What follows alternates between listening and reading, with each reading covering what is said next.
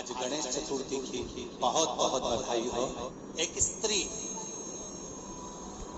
जितने पूरे विश्व में लोग कथा श्रवण कर रहे हैं, देश विदेश में बैठकर भक्त इस पवित्र प्रांगण में बैठकर कथा श्रवण कर रहे हैं, वो अपने भीतर एक उतारिएगा। पुरुष और स्त्री में एक अंतर है। पुरुष जब भगवान के मंदिर में जल चढ़ाता है, जल अगर चढ़ा रहा है तो वह अपने माता पिता, अपने नाना नानी को पार लगाता, दादा दादी को पार लगाता। पर शंकर के मंदिर में अगर कोई स्त्री, कोई नारी, कोई लड़की, कोई कन्या, कोई बेटी, कोई माँ, कोई वृद्ध भी अगर शंकर के मंदिर में एक लोटा जल चढ़ा रही है तो वो अपना मायका और अपना ससुराल दोनों की 71 पीढ़ी को पार उतार देती है। और कितना सुंदर कहा माता पार्वती जी ने भगवान शंकर से अमरनाथ की गुफा में प्रश्न करते हुए कहा कि पुरुष भगवान की सेवा में लगे, भजन में लगे, मंत्र उच्चारण में लगे तो उसका फल पुरुष को प्राप्त होता है। पर अगर स्त्री, नारी अगर भगवान शंकर की आराधना में लगती है, शिव की भक्ति में लगती है, तो हे भोलेनाथ, उसका फल किस किस को मिलता है? शिव महापुराण की कथा कहती है, भगवान शंकर का चरित्र कहता है, पुरुष का करा गया पुण्य पुरुष को प्राप्त होता है। पर केवल भारत की भूमि पर एक नारी एक ऐसी होती है, स्त्री ऐसी होती है, जिसने अगर सोमवार का व्रत कर लिया, मंगलवार का व्रत कर लिया, तीज का व्रत कर लिया, चतुर्थी का व्रत कर लिया, छठ का व्रत कर लिया, पंचमी का व्रत कर लिया, नवरात्रे के व्रत कर लिए, कोई सा व्रत, कोई सी पूजन अगर भारत की भूमि हो, चाहे देश विदेश की नारी हो, अगर कोई स्त्री व्रत करती है तो उसका फल केवल स्त्री अकेली को नहीं मिलता, उसका फल उसके बेटे को, उसकी बेटी को, उसके पति को, उसके ससुर को, उसकी सास को और उसके मायके को, सबको प्राप्त होता है। ये नारी के द्वारा किया गया पुण्य का फल उसके पूरे परिवार को मिलता है, पूरे परिवार। शायद आप लोगों को मालूम है कि नहीं मालूम, हमें ध्यान में नहीं है। करवा चौथ का व्रत किसके लिए होता है? जम के बोलो जरा, इधर होता है कि नहीं होता छत्तीसगढ़ में? अरे जम के तो बोलो, होता है। किसके लिए करते हो? पति की लंबी उम्र के, ठीक है। और ये पूरी दुनिया जानती है कि करवा चौथ का व्रत पति की लंबी उम्र के लिए होता है।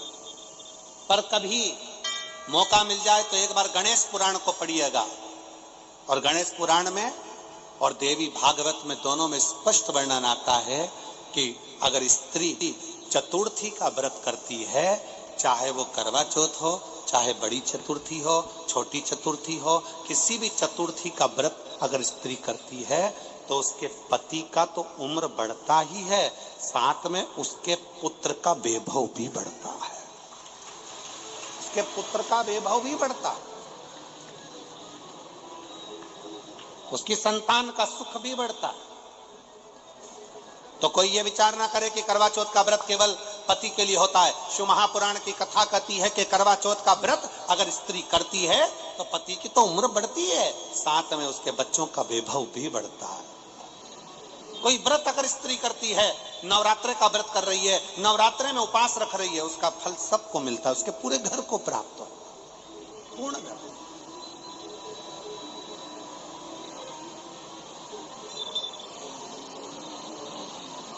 शिव तत्व, शंकर की अविरल भक्ति, शिव की उपासना। मंत्री से ज्यादा मंत्र पर भरोसा,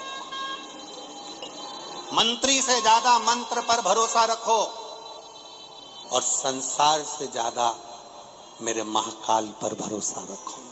तो नहीं मालूम कि गणेश जी कब फ्री रहते हैं? हमने कहा गणेश जी फ्री रहने का केवल एक समय होता है, एक टाइम होता है, एक पल होता है, एक घड़ी होती है। गणेश जी की सबसे पहली जो आरती हो, उस आरती के समय पर अगर धूप बत्ती जलाई जाए या गोबरी को जलाकर उसमें गूगल छोड़ी जाए, और गूगल छोड़ने के बाद गणेश जी का नाम ध्रुम वर्ण कह दिया जाए, तो गणेश जी को तुम्हारे घर की पूजा स्वीकार करना पड़ती है। बस वो समय हम जानते।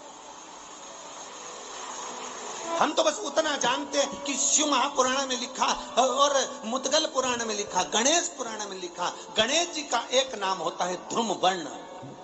क्या नाम है? ध्रुमवर्ण। गणेश जी का एक नाम होता है। जब हम धूप जलाकर और धूप लगाने के बाद में गणेश जी की सबसे पहली आरती करने के पहले, अगर हम सबसे पहली आरती गणेश जी की कर रहे हो, अपने घर में स्थापना कर रहे हो, बिठा रहे हो, और तुम चाहते हो कि गणेश जी मेरे घर में आके मेरी पूजा को स्वीकार करें और जो मांगू मेरा गणेश मुझे दे 10 दिन के अंदर, तो पहला नाम लेकर पुकार लेना ध्रुमवर्ण विनायक, बैठो, बस काम हो गया। वो फिर ही होकर आता, वो बैठता, अलमस्तता में बैठता। अब वो हमसे पूछे समय क्या है, हमने कहा देखो हमें को तो मालूम, बस इतना जरूर जानते हैं कि ध्रुमवर्ण नाम के मेरे विनायक, जो जिनके शरीर से भक्तों के ताप मिटाने के लिए अग्नि तेज निकलता रहता है, जिनके शरीर से धुएं की भांति अग्नि प्रकट होती रहती है।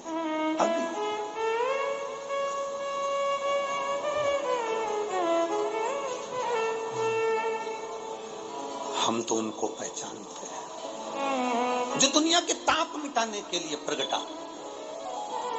उनके शरीर से अग्नि धुआं तेज पुंज प्रकट हुआ। वो ध्रुमवर्ण विनायक साधारण, उसका केवल नाम उच्चारण कर कर भी अगर विराजित किया जाए, वो आया स्वीकार करेगा। 10 आप अभी तक बिठा लेते थे सिद्धि विनायक आओ, मयूरेश्वर आओ, भगवान को बल्लेश्वर पधारो, आपने बुलाया, आया वो, बैठा वो, ऐसा नहीं कि नहीं बैठा, पर हमें समय का भान नहीं हो पाया। हम किस समय पर भगवान को रिझाएं? परमात्मा को रिझाने का कोई समय होता है? भगवान को तो जब तुम्हारी मर्जी पड़ जाए, जब तुम्हारा दिल कर जाए, तब मेरे भगवान को रिझाने का प्रयास करो, वो तुम्हारे करीब में आकर बैठ जाएगा। जब तुम्हारा मन पड़े, जब तुम्हारी मर्जी पड़े।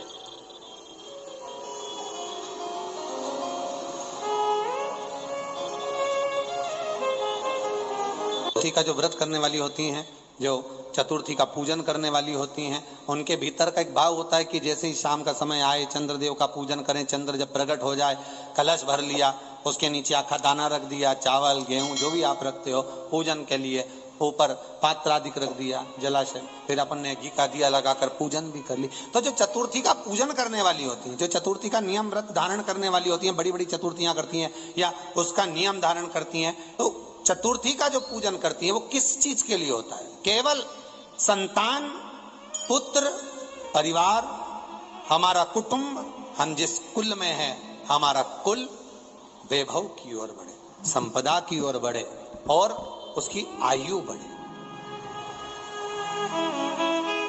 उसकी आयु बढ़े, वैभव बढ़े। बहुत ध्यान दीजिएगा महाराज, चतुर्थी की पूजन में जो आप आखा दाना रखते हो, गेहूं वगैरह कुछ भी जो भी रखते हो, उसकी बड़ी महत्वता होती है महाराज। यहां तक कहा गया है, चतुर्थी की कथा तो आप लोग पढ़ते होंगे, जो लोग पढ़ते हैं उनको मालूम होगा, चतुर्थी की कथा में लिखा है, चौथ माता के व्रत में वर्णन किया गया है कि वो आखा दाना जो रखा जाता है, मान लो कोई जरूरी काम होता है तभी आखा दाना को रखा जाता है, संभाल के रखते हैं कि हम इस काम के लिए जा रहे हैं और हमारा ये कार्य सफल होना चाहिए। तो जिसने चतुर्थी का व्रत करा है, जिसने चंद्रदेव का पूजन करा, चतुर्थी का व्रत करा, वो गणेश जी से विनती करके वहां से 2-4 आखा दाना उठा ले, और जो व्यक्ति का काम अटक रहा है अपने ही घर का, पर दूसरे कुल को नहीं देना, अपने ही कुल के अंतर्गत जो काम अटक रहा है उसकी जेब में, उसके पल्लू में उस चीज को रख दिया जाए। तो चतुर्थी जो अगली आती है, जैसे आप महीने की करते हो तो महीने की, और आप जैसे करते हो कि 4 अलग बड़ी बड़ी चतुर्थी करते हो, तो उसके अनुसार आपका कार्य सिद्ध होता ही है। उस आखे दाने का इतना महत्व होता है क्योंकि चतुर्थी का व्रत करने वाली माता जब व्रत करती है तो स्वयं चतुर्थी की कथा में लिखा हुआ है कि पार्वती जी गणेश जी से चतुर्थी की कथा बचवाती। चतुर्थी की कथा बाची किसने थी? स्वयं गणेश जी महाराज हैं। और सुनी किसने थी?